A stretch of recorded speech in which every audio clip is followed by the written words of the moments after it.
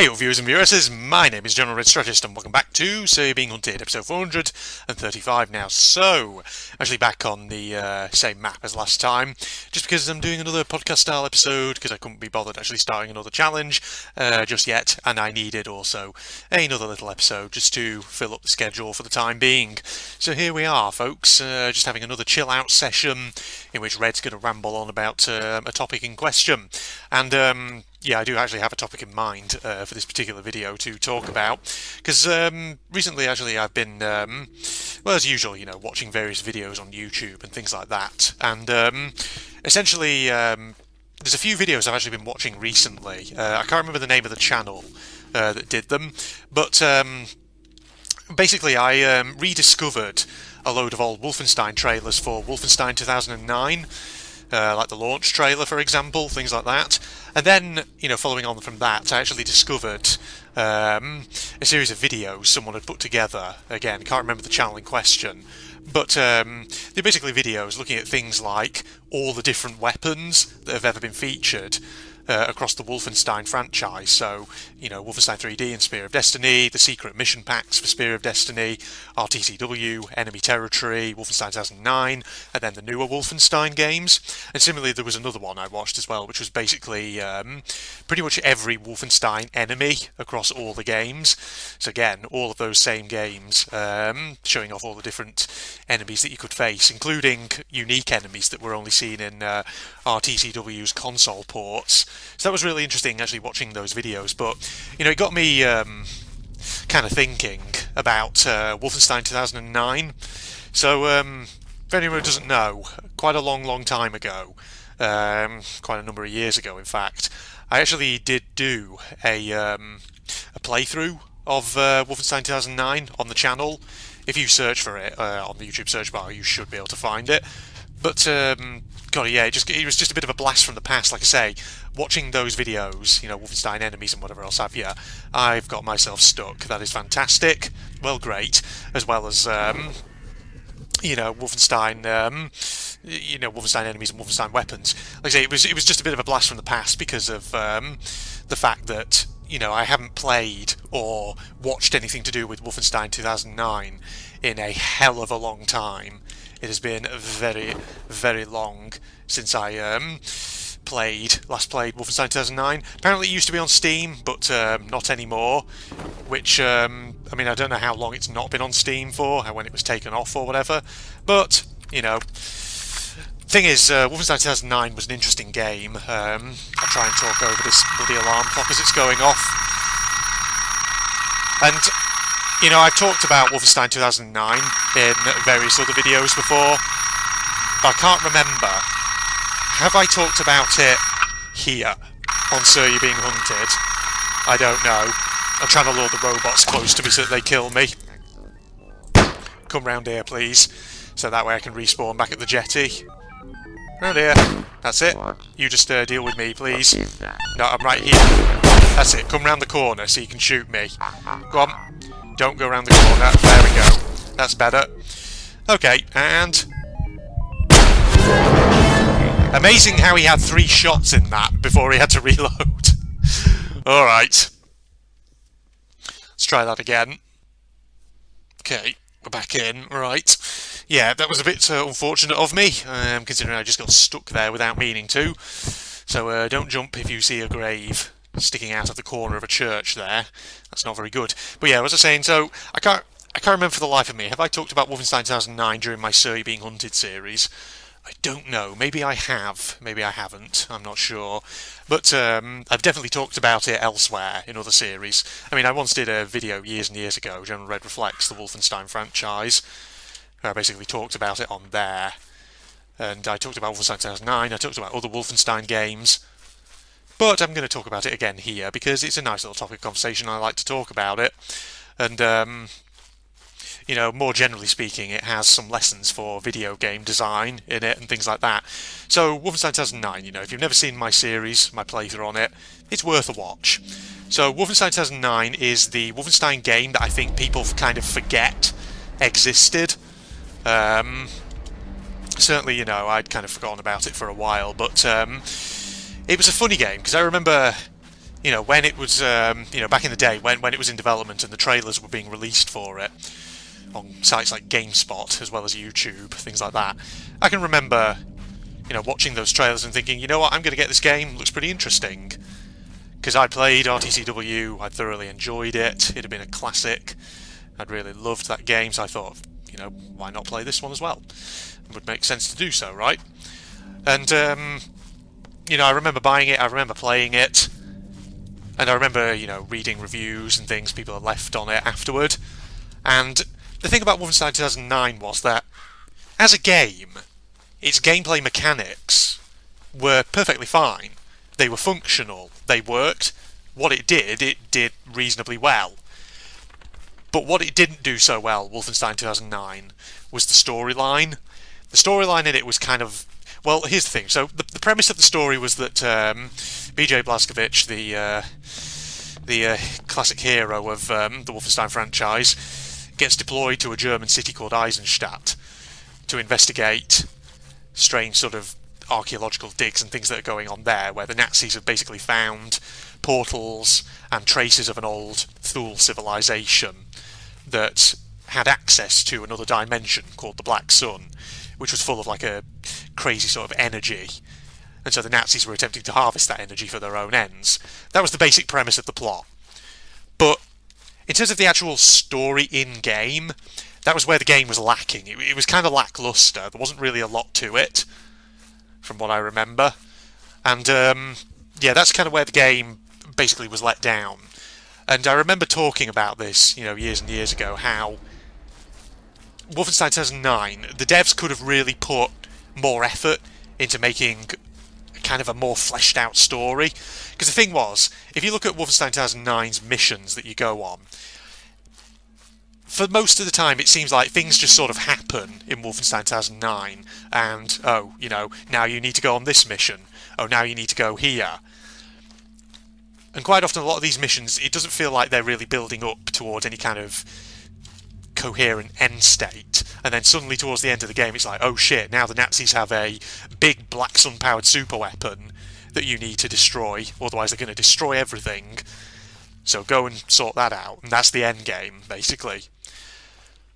And I always kind of, like I say, I just always found that lackluster compared to the likes of Return to Castle Wolfenstein, where you had a much more sort of coherent and fleshed out plot, which gradually took shape over the course of the game. Because the thing is, the plot in Wolfenstein, in Return to Castle Wolfenstein, it was, it had a lot of threads to it, certainly, but when you got to, the final missions of the game, the thing about RTCW was that all these threads were woven together into a kind of bigger, more coherent whole, a kind of bigger picture, as it were, to put it that way. Whereas Wolfenstein 2009, it didn't really do that. So it's like there were quite a few levels where you just sort of did stuff, but it didn't really feel like it factored into any kind of bigger, overarching plot, which is unfortunate. And the other thing I always remember Wolfenstein 2009 for was that it had lots of ideas for where it could potentially take the plot, but it never really explored them or actually did anything with them. So I always remember, there are two particular points for me that stand out in that regard. The first one is the fact that, early on in Wolfenstein 2009 and at the very end, they keep mentioning this idea of there being a Thule civilization, or that there had been, like an old precursor civilization that had messed around with the Black Sun long before the Nazis ever came along, and it had wiped them out. And that's mentioned a couple of times. But the actual Thule civilization, the kind of the lore underlying it, their backstory, the story about them, was never really explored. Which is perhaps something that would have been interesting to actually... Well, it would have been interesting for them to do so in that game.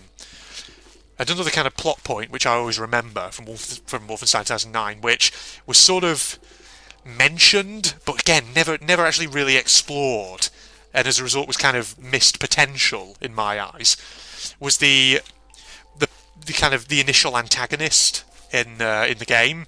So the thing is, in Wolfenstein 2009, the Nazis initially, for the first 6 missions, they're commanded by this dude called General Zeta, who, it's often hinted is a bit of a strange character when you talk to NPCs throughout the game, things like this. And then when you finally encounter General Zeta in Mission 6, from what I remember, you have a boss fight with him where it becomes pretty clear from the get-go that there is something very unusual about him. Now, the thing about Wolfenstein 2009 is it had this mechanic called the Veil, where you could sort of like phase in and out of sort of like a midway dimension between Earth and the Black Sun. And so on that kind of boss fight where you're with General Zeta, when you phase into the Veil, you quickly realise that General Zeta is not actually human, he's a monster, spoiler alert.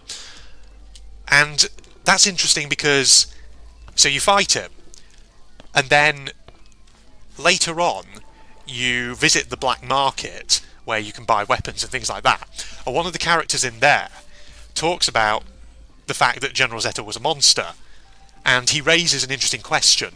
Was Zeta a human who was corrupted by the Black Sun and turned into a monster? Or was Zeta actually a creature of the Black Sun that was masquerading as a human?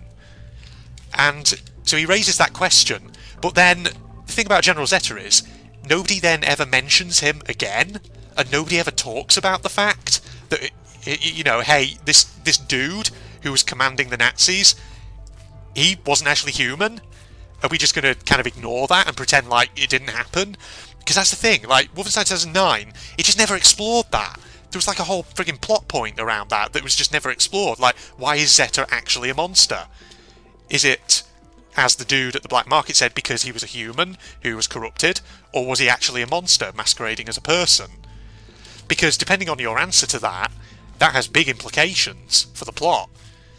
And you could potentially take that plot in all kinds of directions. So let's say, Zeta actually turns out to be a monster masquerading as a human, then immediately that raises the question, well, why? And what sort of creature is he? Are there more creatures like him that could be hiding among the ranks of normal human beings? Are they denizens of the Black Sun that have found their way to Earth? If so, what are their motivations? Why are they here? Are they just here because humans have been meddling? Have they been here a long time? Do they have nefarious intent towards humanity? There's all these kind of questions that could have been asked, and the plot could have been taken in all kinds of directions as a result. And so Wolfenstein 2009, that's why I often regard it as being, from a gameplay standpoint, it was decent, it worked, and the gunplay in it was fun, don't get me wrong. But from a storyline point of view, it was meh. It was average. It was kind of forgettable. It was just a load of missed potential. So, and when I mentioned a moment ago that I think from a game design standpoint, Wolfenstein 2009 imparts some lessons, specifically I'm talking about lessons in relation to plot and things like that. Because, it's good if you have great gameplay in a game, but if you're going to try and create a game with a thrilling storyline, you need to look at all the things that happen in your plot, and you need to think to yourself, am I actually fulfilling on all these possible plot points, or is there anything that I'm not kind of answering? Is there anything that's going to potentially become wasted potential, essentially? Potentially become wasted potential? That's a bit of repetition there, but never mind. Because, from a game design standpoint, you don't want, obviously, to have a plot where there's unanswered questions, things like that, unless, of course, you're deliberately leaving it open, sequel baiting, in essence. And that's just what I would have liked to have seen with Wolfenstein 2009. I would have liked to see some of those plot points actually being answered. Because, like I say, the devs could really have taken some of those in all kinds of interesting directions, but they didn't, for whatever reason. So, in essence, the game was an expression of the reality that the devs had plenty of ideas, but probably just didn't really know what to do with them. Because the thing is, think about it, if, General Zeta had turned out to actually be a monster that was masquerading as a human, they could have gone down all kinds of crazy storylines there. They could have had it where it turns out, apart from the Nazis, there's another force in Eisenstadt, a completely alien force that is just as dangerous and is perhaps plotting something of its own. And so BJ Blazkowicz ends up having to deal with two enemies at once. Or even, dare we say, a plotline where Blazkowicz actually has to work with the Nazis to avert an even greater evil, or something like this. Like, think of the plot potential that was there, the twists that you could have had, and all this. So yeah, it would have been crazy, wouldn't it? But unfortunately, it didn't do that. So yeah, that was all prompted, ladies and gentlemen, by the fact, like I say, that I'd been watching a few videos on YouTube about the Wolfenstein franchise, looking back on weapons and enemies throughout the games. Oh man, gosh. I mean, that's the thing, you know, I will say about Wolfenstein 2009, the gunplay was great, and Wolfenstein 2009, although it didn't have as great a selection of weapons as other Wolfenstein titles, what weapons it did have were pretty good. So it had its standard World War II weapons, like, you know, MP40s, MP43s, things like that. But it also had the fantastical sci-fi weapons, the particle cannon, the Tesla gun, the Leichenfaust. And those were pretty damn fun guns to play with. So it got those right, at the very least. It's just a shame that the plot really wasn't up to much. Okay, right, I'm going to wrap this episode up here because I think I've talked enough about that. So, thank you, ladies and gentlemen, for joining me for episode 435 of So You're Being Hunted. Like I say, I just wanted to record a quick one, just because I need something really to fill up the channel schedule. So I hope you enjoyed that, and in the meantime, Facebook and Twitter links down below, along with the link to my propagandist channel for anyone interested.